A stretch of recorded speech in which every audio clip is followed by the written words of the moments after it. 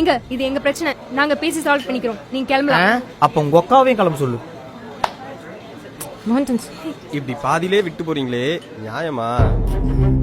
முறைக்காதீங்க, உங்களை நம்பி ஒரு பொண்ணு கூப்பிட்டு வந்திருக்கு, இப்படி பாதியில கலட்டி விட்டு போறீங்களே, நியாயமான்னு கேட்டேன். அட நம்புமா, சத்தியமா நம்ம பழைய கதை எதுவும் பேசல.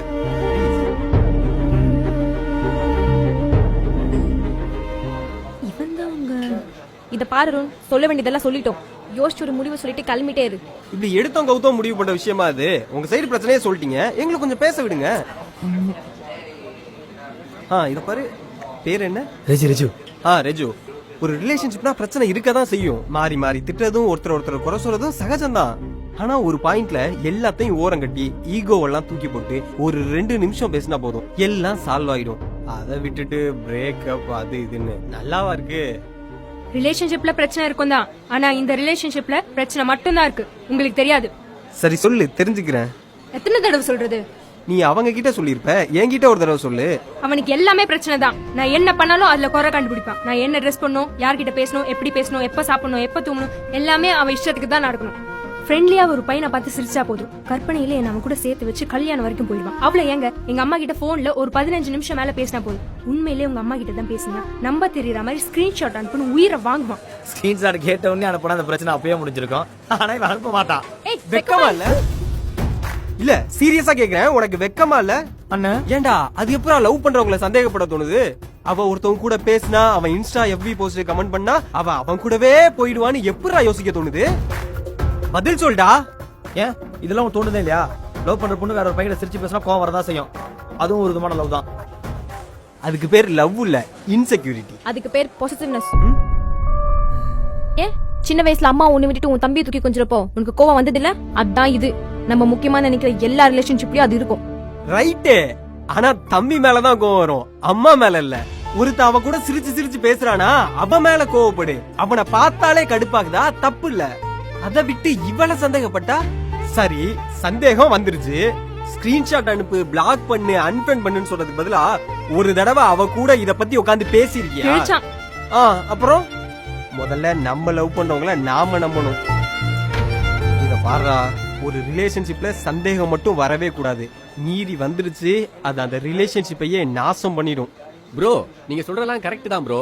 ஆனா அட்ட டைம்ல 6 பசங்களோட கல்ல போற பொண்ணுங்களும் இருக்கதான் செய்யறாங்க. இதெல்லாம் பாக்குறப்ப எப்படிங்க நம்பிக்கை வரும்? ஏன் பசங்க மட்டும் ஒழுங்கா ஒரே நேரத்துல 9 பொண்ணுங்களுக்கு ஃப்ரெண்ட் ரிக்வெஸ்ட் கொடுப்பாங்க? சார் இந்த காலத்துல எல்லாம் யார் நல்லவங்க யார் கெட்டவங்க எல்லாம் சொல்ல முடியாது சார். கல்யாணத்துக்கு அப்புறமும் கட்டுக்கணங்காம இருக்கிறவங்க எல்லாம் பாத்திருக்கேன். சார் நீங்க சொல்றதெல்லாம் சரிதான், ஆனா நம்ம அக்கா தங்கச்சி எப்படி சந்தேகப்படுவோமா? ஏன் நம்ம அப்பா அம்மா ஒழுக்கமானவங்க நம்புறது இல்ல? அதே மாதிரிதான் லவ் பண்றவங்களையும் நம்பிதான் ஆகணும். அளவா இருக்க வரைக்கும் பொசசிவ்னஸ் கூட அழகுதான், ரசிச்சிருக்கேன். ஆனா அதுவே அளவுக்கு அதிகமா போகும்போது அந்த ரிலேஷன்ஷிப்பையே சின்ன பின்னமாக்கிடும். நம்ம சொல்றத நம்ம கேர்ள் ஃபிரெண்ட் கேட்கணும்னு நினைக்கிறது தப்பு இல்ல, ஆனா அதுவே அவளை கண்ட்ரோல் பண்ணணும்னு நினைச்சாதான் தப்பு. ஏண்டா நீ யார் கூட பேசணும், என்ன ட்ரெஸ் போடணும்னு அவ முடிவு பண்ணா நீ ஒத்துப்பியா? ப்ரோ இவங்க எல்லாம் ஷார்ட்டா ட்ரெஸ் பண்றதுதான் ட்ரெண்ட் நினைச்சிட்டு இருக்காங்க. 3 மாச குழந்தையும் 60 வயசு கிளவியும் ரேப் பண்ற இந்த ஊர்ல இவங்க இஷ்டத்துக்கு ட்ரெஸ் பண்ணி விட்டா எப்படிங்க சரியா வரும்? 3 மாச குழந்தையும் 60 வயசு பாட்டியும் நீங்க சொல்ற மாதிரி தான் ட்ரெஸ் பண்ணிருந்தாங்களா? என்ன பிரதர், எல்லாம் மீறி போக வேணாம். இருக்க இடத்துக்கு ஏத்த மாதிரி பாய் ஃப்ரெண்ட் மனசு கஷ்டப்படாம பார்த்து பண்ணிக்கலாம்ல. அவன் பார்க்க வேண்டியதை அவன் பார்த்தா கொஞ்சம் மனசு வலிக்க தானே செய்யும். தல நான் சொல்றதுதான் நீயும் சொல்ற. அது எப்படி சொல்றதுன்னு இருக்குல்ல, மூடி கேளு. சரி நீ என்னடா சொல்ற? என்னத்த சொல்ல, நான் பண்ணது தப்பு தான். ஆனா அவன் மேலே தப்பு இருக்கு. எல்லாத்தையும் மறந்துட்டு ஃபர்ஸ்ட்ல இருந்து ஸ்டார்ட் பண்ண நான் ரெடி. அவளுக்கு ஓகேவான்னு கேளுங்க. என்னமா இனிமேலும் சும்மா 9 டார்ச்சர் பண்ணுவியா? கேவலமா சந்தேகப்படுவியா? ஒழுங்கா இருப்பியா? அப்போ ஃபர்ஸ்ட்ல இருந்து ஸ்டார்ட் பண்ணலாம்.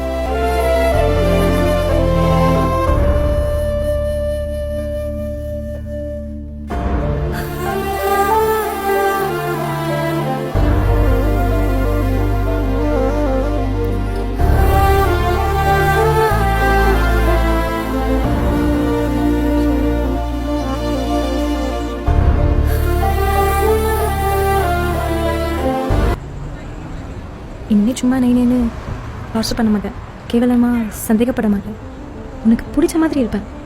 மறுபடியும் ஃபர்ஸ்ட்ல இருந்து ஆரம்பிக்கலாமா?